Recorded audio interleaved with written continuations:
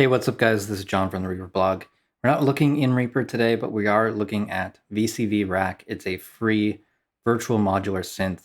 It's a really great cross-platform synthesizer. It's guaranteed to suck you into the world of modular synths. But the great thing about it is it doesn't cost you anything. It's so much fun to play with. It is a CPU hog. I already hear the fans on my laptop spinning up, and it's only been open for a couple seconds running this patch. So I'm going to open up a new patch, and then we can get started. Let's look first at the website, vcvrack.com. It's open source virtual modular synth. It's available for 3 platforms: macOS, Windows, and Linux. It comes with all of these modules to start with. Then there are some paid modules that you can use to expand the console. The pulse matrix looks really cool. And then there are also Eurorack modules. These are virtual recreations of actual hardware. These ones actually are free. I haven't installed them yet. I've only been playing with this for a couple days, but I love it and had to kind of spread the word about it. So anyways, we're going to be looking at VCV Rack. And to get any sound out of this, we need to choose one of the core modules by just right-clicking anywhere in the interface and choosing Audio Interface. So then we can choose an audio device output. I'll choose my Zoom. Now let's use something that actually will make a sound. So right-click, go to Fundamental, and then VCO1. So this is the main single voice oscillator. It has 4 different outputs. I guess technically we can have 4 different sounds at once triggered from this, but they would all share the same frequency. I've only used it as kind of a single oscillator thing. Routing the signal is as simple as clicking and dragging. So let's take the square output, drag it over to output 1, and then output 2.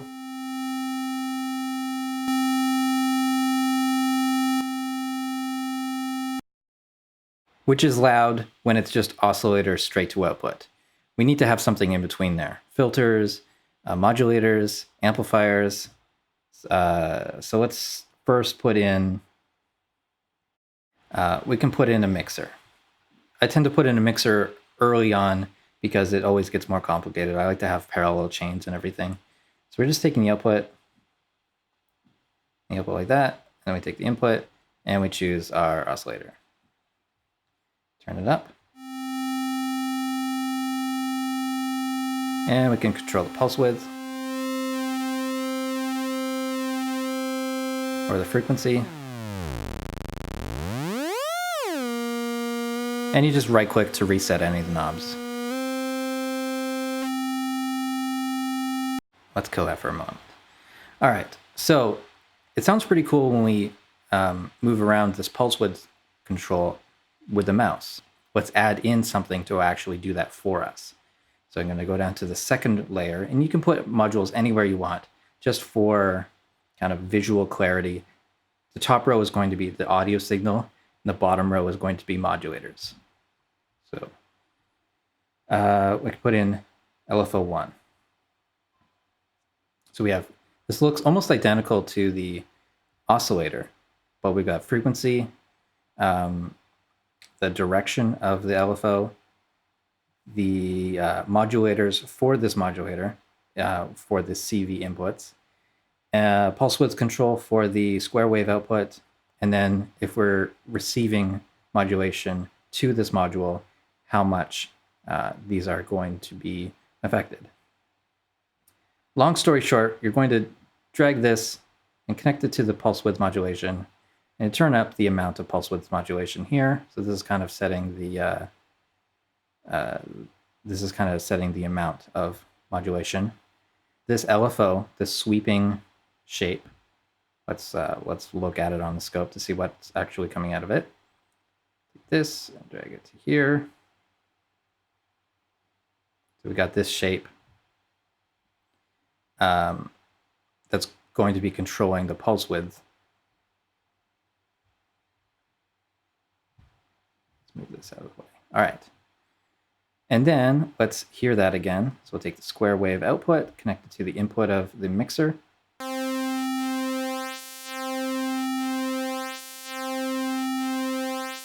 Actually, I connected these wrong. They should be here. Not really wrong, but I can use this to go into my oscilloscope. And you can see the pulse width actually changing there.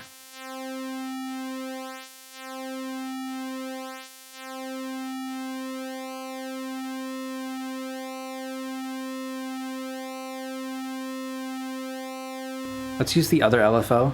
It's just kind of a smaller half module thing. We'll take the output and connect it to the frequency modulation. And turn up this FMCV knob.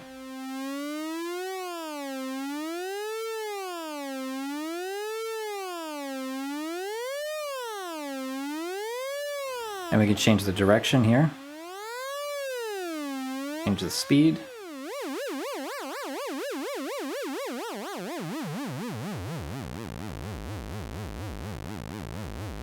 Okay, and we can change the actual wave shape of this LFO.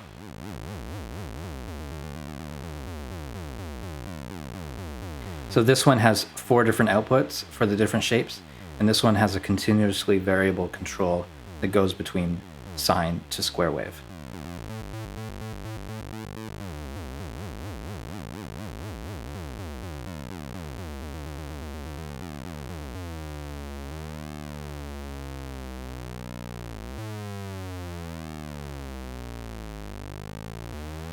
Next, let's put in a filter.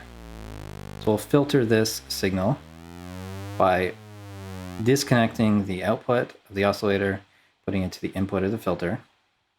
And we have the choice of a low-pass filter or a high-pass filter. We'll go with low-pass for this. Just drag that to the mixer again.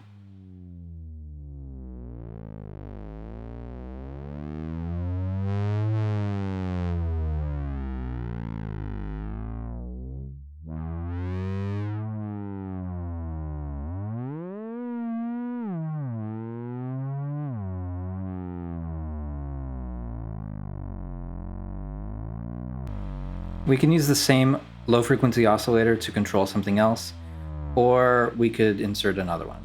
Let's just reuse the LFO1, take the triangle and connect that to the resonance control.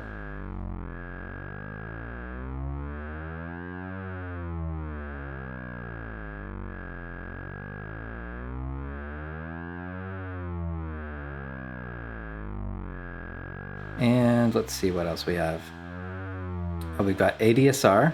Let's connect that to an amplifier. We'll take the VCA. We'll take the output of the VCA and connect it to the exponent input linear curve or an exponential curve. Anyways, so the ADSR, let's just take that, and we need to take the output to there. Output here to the input of the mixer.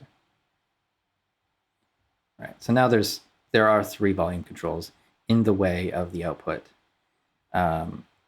There's this one, there's this one, and there's this one.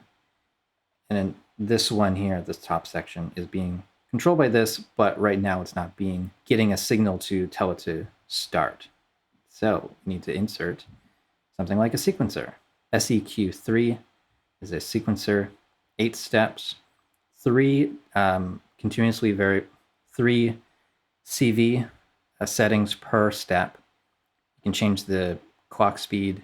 You can turn on and off the sequencer here, and you can choose the number of steps. It has a gate output. You can see this flashing light whenever it starts over. I'm going to take that, put it in the gate.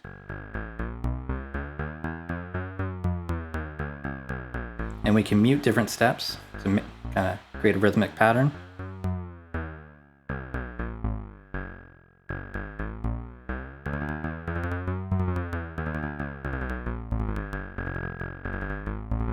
And sometimes I like to randomize this just to get a lot of different variety on the knobs. And we'll set the steps back up to 8 and put the clock speed to normal speed. And we can take, let's say, row 1 will control the filter frequency.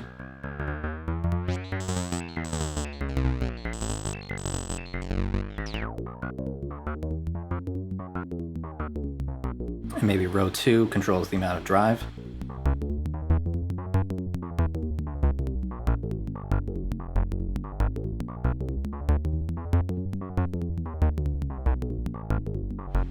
Take this reset, connect it to the gate.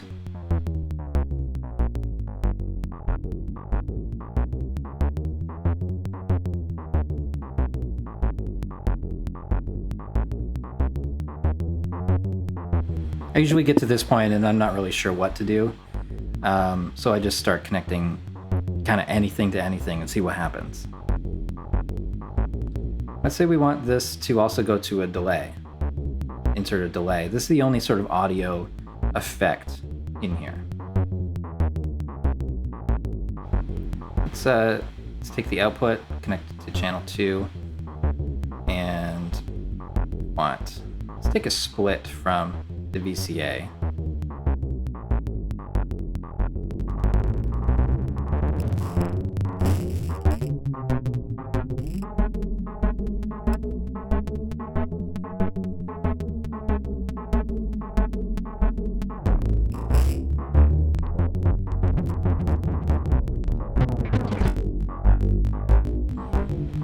Let's make another LFO.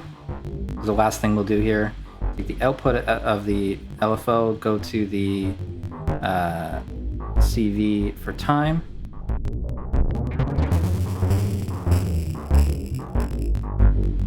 So it's continuously changing the time.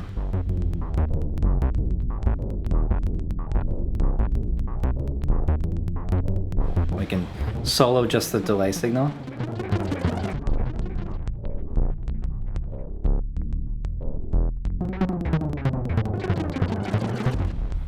And we can set this to like square wave, and it'll be sort of random.